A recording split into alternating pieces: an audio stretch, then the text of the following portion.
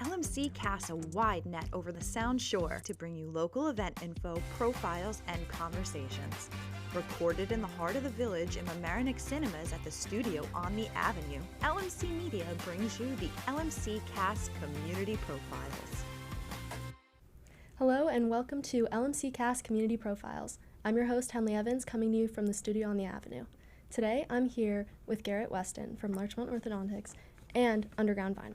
Hi, Garret. So happy to have you here. Hey, Henley. How you doing? So today, we're going to be talking about Underground Vinyl, but I do want to ask, how is it that you're able to juggle two different career paths like that? I guess it's just one of those things where there's a will, there's a way. Really, it's just, I guess everybody has a little more time than they think they have. And it's just about where your priorities are, like what you'd rather be doing. So I don't have like a boat or anything like that. So my idea of having a good time is sitting around in a record store listening to music. So some of that free time and just decided it would be worth spending a little bit of extra time there. So when is it that you decided to make that change? So I renovated my orthodontic practice about 5-6 years ago. And because I was renting both floors of the building or both spaces, I had the space available, and it was going to be either sitting empty or I had to get a subtenant and sublet. And I didn't really want to have to deal with doing that. And so then it just kind of turned into this whole, like, why have that sitting there empty? And if you could, what would you put there?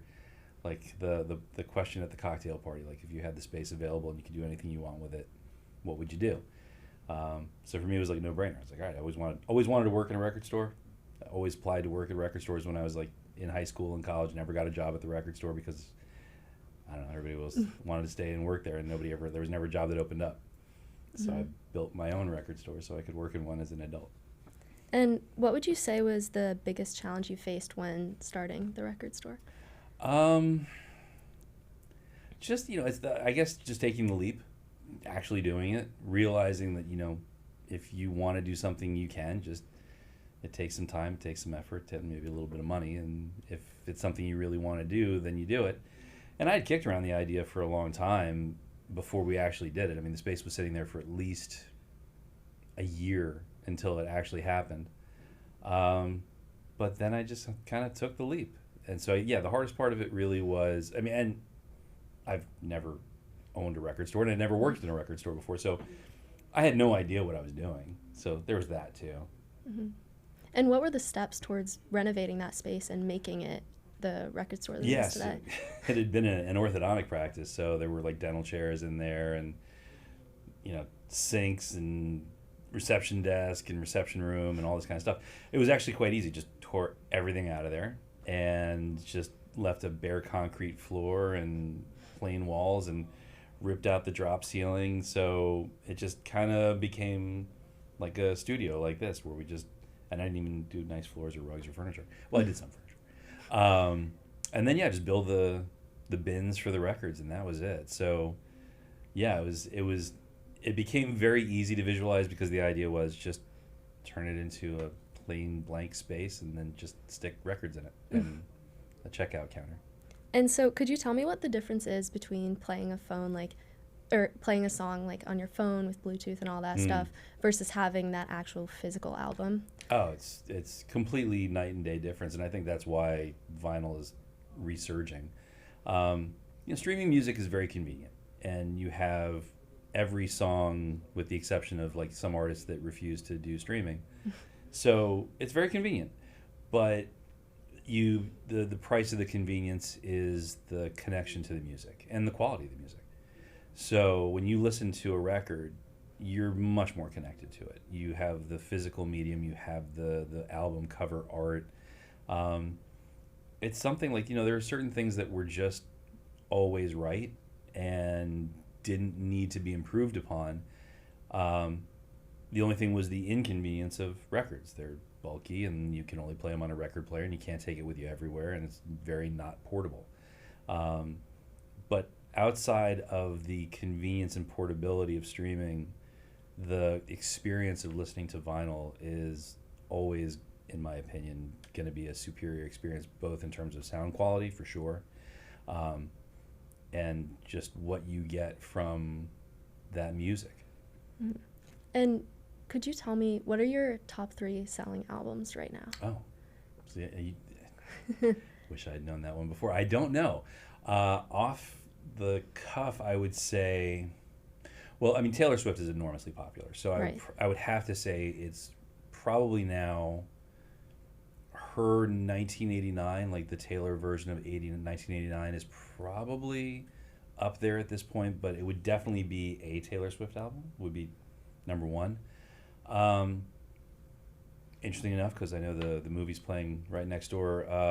Amy Winehouse, Back to Black, is a very steady, popular seller. Fleetwood Mac Rumors is a very popular album, always sells.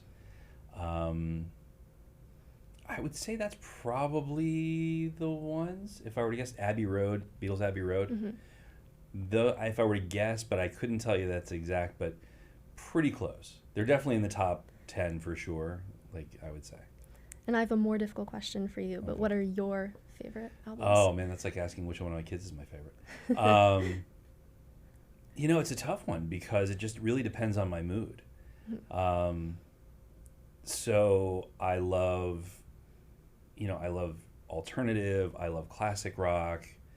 There's newer stuff that I'm starting to like more and more that are becoming, fast favorites. But, you could, and probably also in the top 5, I can always listen to Pink Floyd Dark Side of the Moon because it's an album that you have to listen to the entire album. Right. So there's just nothing wrong with that album. I can always listen to it no matter what. And it's like, I don't even need to necessarily be in the mood to listen to it. So that's probably up there.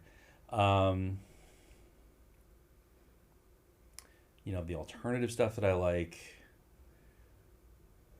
probably Queen. Queen is Dead. The Queen is Dead by the Smiths. Mm-hmm. That album I can listen to anytime. Pixies Doolittle. I can listen to that album anytime, like cover to cover. Love it. Those are definitely favorites. But then I could also listen to like Rolling Stones' Let It Bleed, or you'd have to I was just listening to like Beastie Boys' Paul's Boutique, even though like people argue like that's not one of their better albums, but I love it and I could listen to that one anytime. So it kind of just depends on, like, some of it's mood related, but other ones, like, there are albums that I would always listen to front to back, no problem. Right. Well, obviously you can't have every single record in your store, so how do you choose which ones to stock? So a lot of it just has to do with my own personal taste, because, I'd like to think that I have good taste in music. I could be wrong. Although I do get complimented from time to time from people shopping in the store. And I try to keep it eclectic, so, I'm always trying to listen to things that I haven't listened to before, and then deciding if I think that it's going to be something that people want to listen to. But then people come into the shop all the time requesting certain things, then I'll make sure to get it in. Right. So it's a little bit of communication with our customers, and we have a lot of regulars that come in now, so just asking them, getting a general feel for like what's more popular or less popular. And I've definitely made mistakes where I stocked up on certain albums thinking that we were going to need like 20 copies of a particular album, and then I now have 15 copies of that album still. And then others that I just never thought would be all that popular, so I got a couple of them just to have, and they sell in like the first weekend, and I have to hurry up and buy more of them. So it's a little bit of just communication with the customers, using my instincts, listening to stuff that's new, that's coming out that I think will be good, and just betting on who I think is going to be the next artist or whatever. Talking to you and your sister and deciding that like Noah Kahn is really good and making sure to have him in the store. Right. And you said a little bit about regulars, but what kind of people usually do you see coming into the record stores at a bunch of different ages? Because I know you mentioned Taylor Swift as well. Yeah. So. Oh, it's all ages. Like, that's the other thing that's kind of surprised me, is I thought it would be primarily nostalgic older guys like me that, kind of wanted to have their old album collections back and doing that. And there's plenty of us like that. But there's definitely an equal number of 18 and younger that come into the shop that have incredibly eclectic taste in music, that they're buying Stevie Wonder and Linda Ronstadt and Carole King and Billie Eilish and Taylor Swift and Nicki Minaj, and like it's amazing to me that lately I didn't know how eclectic the taste in music would be amongst the younger customers that come to the shop, but it absolutely is. They know older stuff, they know newer stuff, and they like it equally. So and like, you know, one of my biggest surprises is like how much, as much as I love the Smiths and thought like, okay, alternative guy from the 80s kind of, you know, liked that music, and that wasn't always for everyone. It certainly wasn't mainstream. Yeah, they're like teenagers love the Smiths. What do you think it is that is having these teenagers come into your record store? You know, I don't know what it is specifically. I think that just, you know, because vinyl has really made this comeback. And I think that things don't change that much in how people consume music. I think we just took some different paths when it was like, you know, CDs versus, you know, records versus LPs and vinyl. But I still think that if you love an artist, you want to have that album. Like, you don't want to just streaming it. There's no sense of ownership or connection to it. So I think that if you really love an artist, then you're going to want to have that album. It's just, I think we are who we listen to in some ways. So, yeah. I mean, like, for me, I was named after Don Henley, and I listen to him all the time, and I have so many Eagles albums, so yeah. You are who your parents listen to. Yeah, I guess so. But we talked a little bit about like newer albums and how you stock those, but how do you select like vintage albums? Which ones you put out there, or where do you get them from? Yeah, it's funny. So the vintage stuff is a lot trickier because you have no idea what's gonna walk in the door. I get emails all the time, phone calls all the time. I've got this great record collection. And it's like, sure you do. And then you go and look at it, and sometimes it really is. Like, sometimes it's amazing. And other times it's stuff that, and again, it's like, you know, you can't judge people on their taste in music. It's like, what you like is what you like. There's nothing wrong with that. But, of course, everybody thinks they have a great record collection, and then you see that they have, like, stuff that isn't necessarily the taste of our customers. Mm-hmm. So that's where it gets tricky, is just going through those vintage collections, seeing what they have, seeing what quality it is, like what good, if it's in good shape or bad shape. And then like it just becomes like a huge effort to sift through, listen to them, clean the records that haven't been like well cared for. So that gets complicated, and then eventually getting it out for sale, because like I've got hundreds of used records, but I'm still going through the process of figuring out, you know, everybody thinks like, oh, I've got this really valuable Beatles record, but they pressed like millions of Beatles records. And so some of them are like amazingly valuable, and some of them aren't valuable at all because they've been scratched and played like crazy, and it was like, you know, a repress from like 15 years later. Mm-hmm. So yeah, that's the tricky part, the used records. And what would you say is like the most surprising part or unexpected part of owning this record store? Maybe it's like an unexpected like gold mine of a record that you found when someone brought in a vintage, like a box of vintage or something like that. Yeah, so that's kind of like the I mean, I definitely have like the collector gene. And so that has been for me like the sort of unexpected pleasure of this, is going through those vintage records and finding really cool stuff. And like, yeah, one of the collections I got was from somebody that had worked for a record company and had been a DJ at one point. And they had like this amazing collection that they were moving and they didn't want it anymore. And so going through that collection, which took me like forever because there was like hundreds of records that you can imagine. And finding out like, first of all, like discovering bands that I was either rediscovering because I had forgotten, didn't listen to them very much, started listening to them again because I would start play testing the records and realize like, oh my God, that's right, I love this album, this band. I haven't listened to it in forever. I had it on cassette, 20, 30, 40 years ago. So that's been really fun, rediscovering albums that I had like, because that's the other thing about streaming, actually, is that, maybe the algorithms tell you you're going to like this and steer you toward things that you either haven't listened to before or kind of forgot about. But when you own the albums and you go back through your collection, you find those songs. You find the songs that didn't get any real not a lot of streams. Like, you might have a favorite song by your favorite artist that is not the most popular song on Spotify.